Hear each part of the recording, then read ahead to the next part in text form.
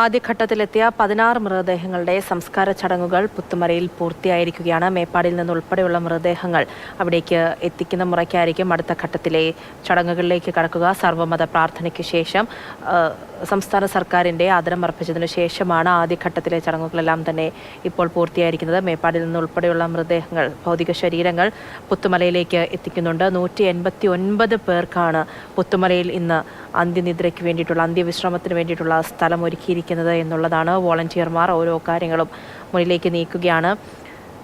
രഘുനാഥ് നാരായണൻ അവിടെ നിന്നും തുടരുന്നുണ്ട്. രഘു, ഏറ്റവും പുതിയ വിവരങ്ങൾ എന്താണ്? ഇനിയും ഒരുപാട് മൃതദേഹങ്ങൾ, 189 പേരുടെ സംസ്കാരമാണിന്ന് നടക്കേണ്ടത്.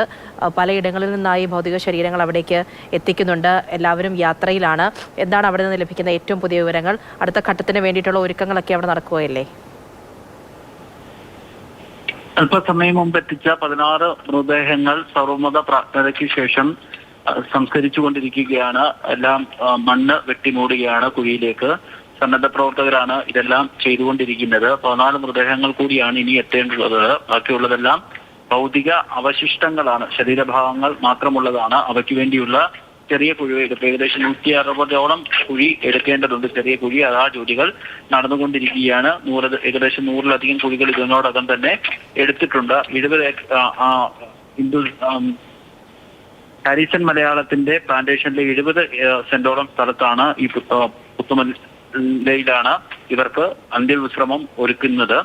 പ്രധാനമായും ഇതിന്റെ ഒരു സങ്കടകരമായ അവസ്ഥ എന്ന് പറയുന്നത് ആരാണ്, എന്താണ്, എവിടെയുള്ള ആളുകളാണെന്ന് തിരിച്ചറിയാൻ വേണ്ടി കഴിയാത്ത ആളുകളെയാണ് ഈ സംസ്കരിക്കുന്നത് എന്നുള്ളതാണ്.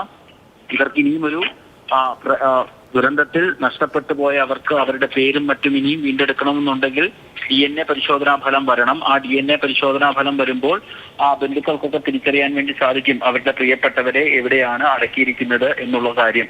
അതിനുവേണ്ടിയാണ് DNA പരിശോധനാ ഫലത്തിന്റെ, DNA പരിശോധനയ്ക്കായി അയച്ച ആ ഒരു നമ്പർ ഒക്കെ രേഖപ്പെടുത്തിക്കൊണ്ട് ഇവരുടെ കല്ലറകൾക്ക് മുകളിൽ സ്ഥാപിച്ചിരിക്കുന്നത്. വളരെ ഒരു സങ്കടകരമായ അവസ്ഥ എന്ന് എത്രത്തോളം അത് നമുക്ക് ആ ഒരു സങ്കടത്തിന്റെ ആഴം വാക്കുകൾ കൊണ്ട് പറഞ്ഞു തീർക്കാൻ വേണ്ടി സാധിക്കില്ല. വളരെ മരവിച്ച മനസ്സോടുകൂടിയാണ് എല്ലാവരും, ഇവിടെ വരുന്ന ആർക്കും ഇവിടെ നിൽക്കാൻ വേണ്ടി കഴിയുകയുള്ളൂ. കാരണം ആംബുലൻസുകൾ നിരനിരയായി വരുന്നു. അതിൽ നിന്ന് മൃതദേഹങ്ങൾ, അല്ലെങ്കിൽ മൃതദേഹ അവശിഷ്ടം എന്ന് വേണമെങ്കിൽ പറയാവുന്ന, ഭൗതിക അവശിഷ്ടം എന്ന് പറയാവുന്ന കാര്യങ്ങൾ ഇറക്കുന്നു. ഈ കാലപ്പഴക്കമൊക്കെ കാരണം പല മൃതദേഹങ്ങളും ജീർണിച്ച മോശം അവസ്ഥയിലാണുള്ളത്. ആ മൃതദേഹങ്ങളിൽ നിന്നൊക്കെ വരുന്ന ഗന്ധമൊക്കെ എത്രത്തോളം രൂക്ഷമാണെന്ന് നമുക്ക് ഊഹിക്കാവുന്നതേ ഉള്ളൂ. അത്തരത്തിലുള്ളൊരു അവസ്ഥയിലൂടെയാണ് മനുഷ്യരെല്ലാവരും കടന്നു പൊയ്ക്കൊണ്ടിരിക്കുന്നത്. അല്പസമയത്തിനകം 14 മൃതദേഹങ്ങൾ കൂടി എത്തിക്കും. ഇതിനുശേഷമായിരിക്കും ഭൗതിക അവശിഷ്ടങ്ങൾ, ശരീരഭാഗങ്ങൾ മാത്രമുള്ള ഭൗതിക അവശിഷ്ടങ്ങൾ ഇവിടെ എത്തിക്കുക. അതിനും DNA പരിശോധനയുടെ നമ്പറുകളൊക്കെ രേഖപ്പെടുത്തിയതിനു ശേഷമായിരിക്കും സംസ്കരിക്കുക. മധു. ശരി, രഘുവാണ് വിവരങ്ങൾ നൽകിക്കൊണ്ടിരിക്കുന്നത്.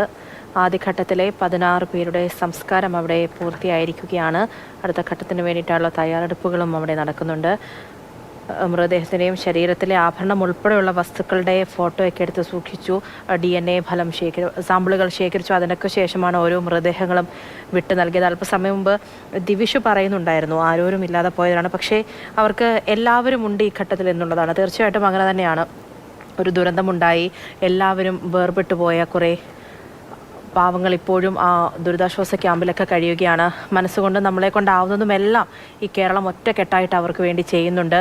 ഇപ്പോൾ ഈ പറയുന്ന 189 പേർ, ഇന്നലെ യാത്രയായ കുറേ മനുഷ്യർ, ഇവരാരാണ്, എന്താണ് എന്നൊന്നും അറിയില്ല, തിരിച്ചറിയപ്പെടാതെ പോയ കുറേ മനുഷ്യരാണ്. പക്ഷേ അവർക്കെല്ലാം മനസ്സുകൊണ്ട് നമ്മളെല്ലാവരും അവരോടൊപ്പം ഉണ്ട് എന്നുള്ളതാണ്. ആ ദൃശ്യത്തിൽ കാണാം. അവിടെ നിൽക്കുന്ന ഓരോ മനുഷ്യർ അവരുടെ ആരുമല്ല. അവിടെ നിൽക്കുന്നത് പ്രത്യേക വകുപ്പിൻ്റെ ഭാഗത്തു നിന്നോ അല്ലെങ്കിൽ മറ്റ് അധികൃതരോ അങ്ങനെ ആരുമില്ല. സാധാരണക്കാരാണ്, സന്നദ്ധ പ്രവർത്തകരാണ്, സ്വന്തം ബന്ധുക്കൾ അല്ലെങ്കിൽ സ്വന്തം രക്തം എന്ന രീതിയിൽ തന്നെ എല്ലാവരെയും ചേർത്ത് പിടിച്ചുകൊണ്ട് ഓരോ സമയം, ഓരോ നിമിഷവും ആ നാടിന് വേണ്ടിയിട്ട് പ്രയത്നിക്കുന്നവരാണ്. ഒരു ദുരന്തമുണ്ടായപ്പോൾ തന്നെ ഓടിയെത്തിയവരാണ്. അവിടെയുള്ള മൃതദേഹങ്ങളൊക്കെ സംസ്കരിക്കുമ്പോഴും അവരെല്ലാവരും തന്നെ കൂടെയുണ്ട്.